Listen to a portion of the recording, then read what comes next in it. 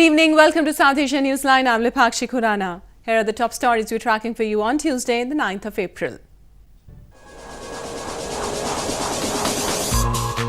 Action against terror camps in Pakistan was not hot pursuit, says Indian Interior Minister.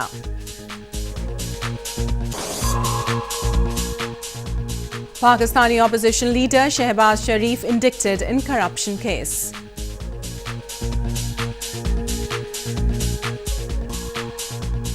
And 3 US service members, 1 contractor killed in Afghanistan.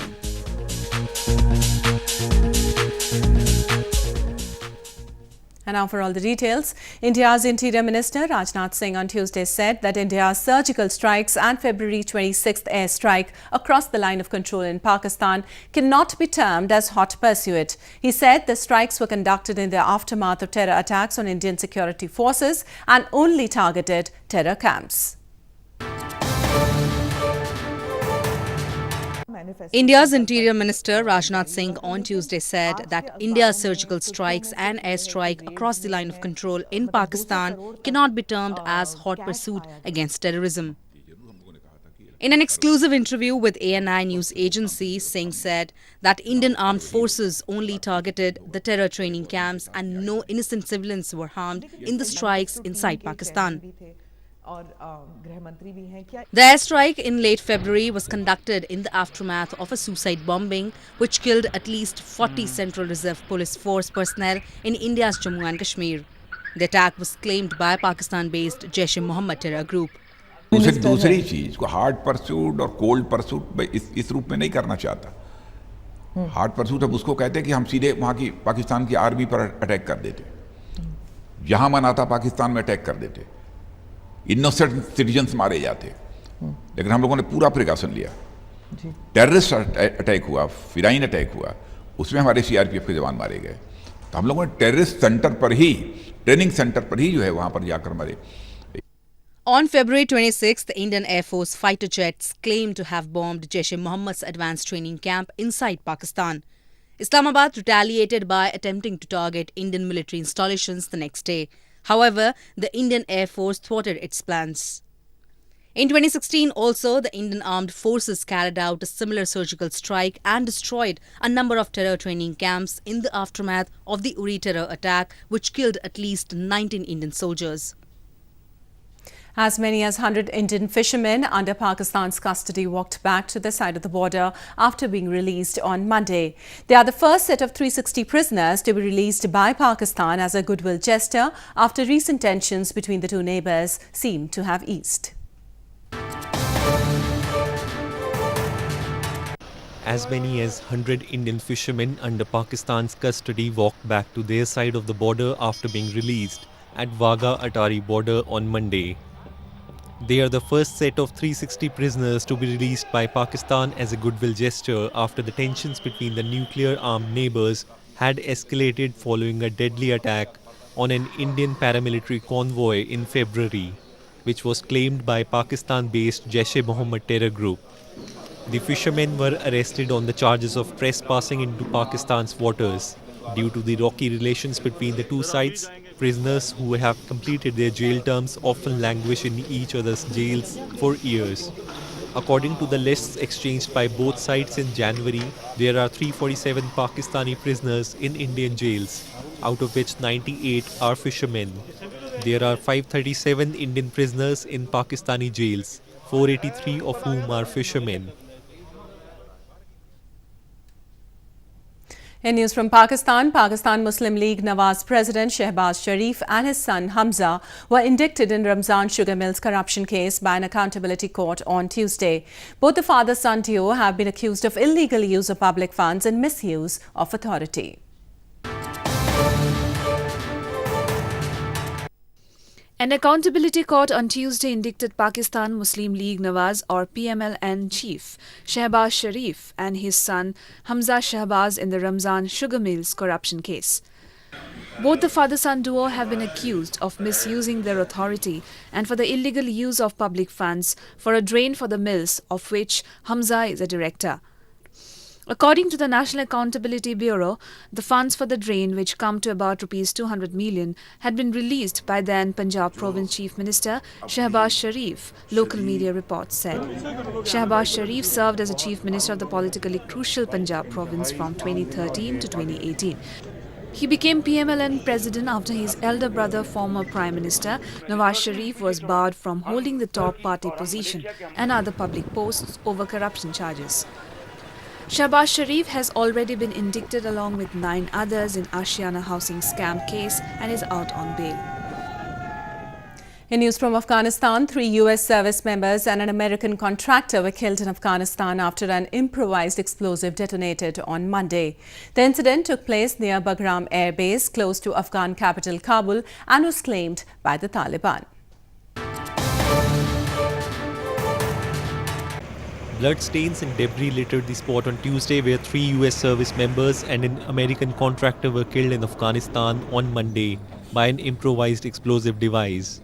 3 other US service members were also wounded in the incident near Bagram Air Base close to Afghan capital Kabul, the NATO-led Resolute Support Mission said in a statement. A spokesperson for the US forces in Afghanistan said a car bomb had detonated near a security convoy. The Taliban has claimed responsibility for the attack. انتحاری بود یک موتر پرتونر بود از همینجا در ایران ما آمدیم همینجا پیش شد یک موتر سفید ایلکس اینجا ایستاد بود از همین ایلکس هم پیش شد که همین تو آمد همین تو زد موتر دیگه دو تا از یک تانک پیش شد دیگه تانک زد که زد انفجار داد مقصد همین بوده که همین امریکا را بزنه انتحار کنه خودش انتحاری بود موترش هم پر بود از مواد انفجاری. The latest deaths bring the number of US service member deaths in Afghanistan to 7 in 2019 and a total of 68 US military deaths since January 2015, according to US government and NATO reports. Violence has been relentless in Afghanistan even though Taliban militants have held several rounds of talks with US officials about a peace settlement. 4 Indian fishermen were apprehended and their boat was seized by the Sri Lankan Navy on Tuesday for allegedly fishing in its waters. Fishermen from both the countries frequently stray into each other's territory and then end up spending years in jails. 4 Indian fishermen were arrested by Sri Lankan Navy on Tuesday for allegedly fishing illegally in its waters, a fishermen association leader confirmed. The Sri Lankan authorities arrested the 4 fishermen along with their boat, he said. Earlier, 18 Indian fishermen were arrested and 3 fishing boats were impounded by the Sri Lankan Navy on April 4 for allegedly breaching the international maritime boundary line and fishing illegally in its waters. இன்னைக்கு ராமேஸ்வரத்திலிருந்து மீன் பிடிக்க சென்ற ஒரு படவி 4 மீனவர்களையும் இலங்கை கடற்படை பிடித்து காங்கேசன் முகாமில் வச்சிருக்காங்க. இப்போ ஜெயிலில் அடைச்சிடுவாங்க, படகை பறிமுதல் பண்ணிடுவாங்க. India shares an expansive oceanic border with Sri Lanka without any perceptible demarcation, and fishermen on both sides ignore rules while netting their catch. Sri Lanka has long fumed over poaching and illegal fishing by Indian fishermen that it says depletes the catch of its own fishermen. Indian Army on Monday inducted the first batch of indigenously developed artillery gun Dhanush into service in central Jabalpur city. It has an inertial navigation and modern target acquisition system.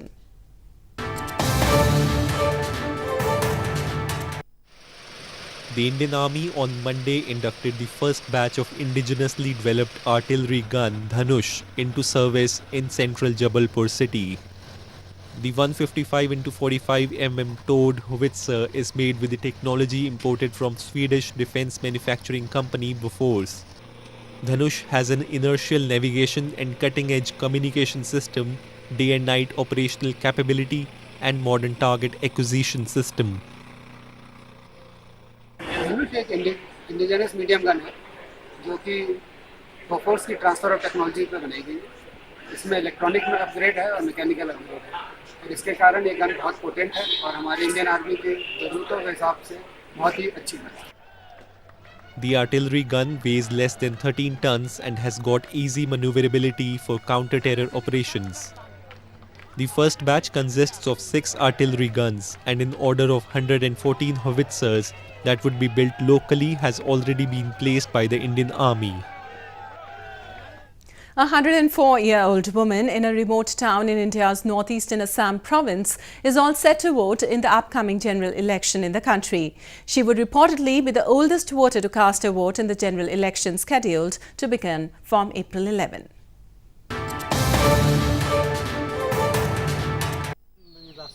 A 104-year-old woman Lakhi Pal, who lives in the remote town of Moranhat in India's northeastern Assam province, is all set to vote in the upcoming general elections in the country. The centenarian is being reported as the oldest voter in the country to cast her vote in the general election that would begin on April 11. The two-room cottage where the centenarian lives along with her son and daughter lacks basic facilities like electricity and gas, but she remains undeterred by these setbacks.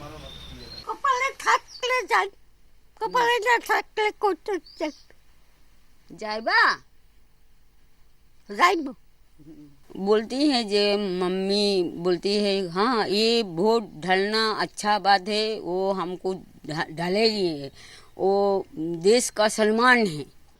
A team of election officials had earlier visited Lakhi's house and special arrangements are being made for taking her to the polling station on the voting day. Women dressed in traditional attires on Monday gathered in India's northeastern Guwahati city to celebrate the colourful Hindu festival of Gangor. The festival marks the culmination of 16-day-long special prayers that begin on the Hindu festival of colours, Holi.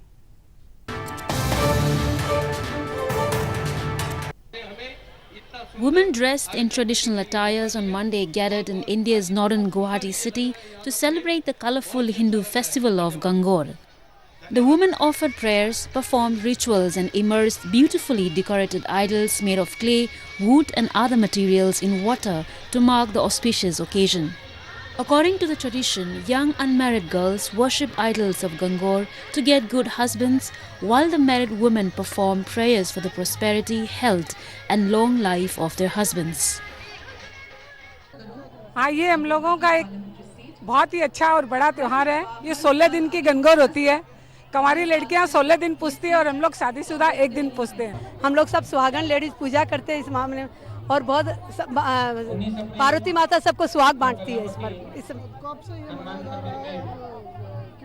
सदियों मनाया जा रहा है. ये शिव जी और पार्वती जी का त्योहार है.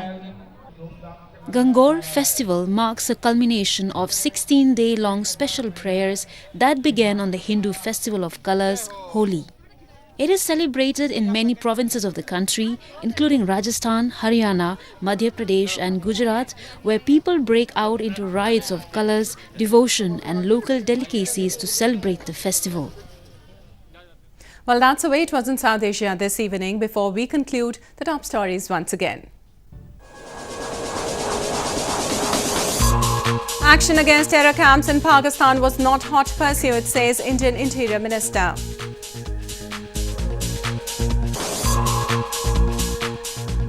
Pakistani Opposition leader Shehbaz Sharif indicted in corruption case.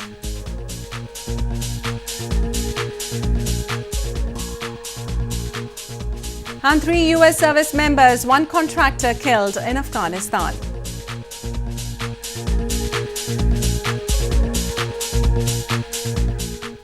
Now our viewers can watch the show on SouthAsiaNewsline.com. You can also visit us on Facebook.com/SAsia Newsline and follow us on Twitter @SAsia Newsline. That's all in tonight's edition. We'll see you same time tomorrow. Good night.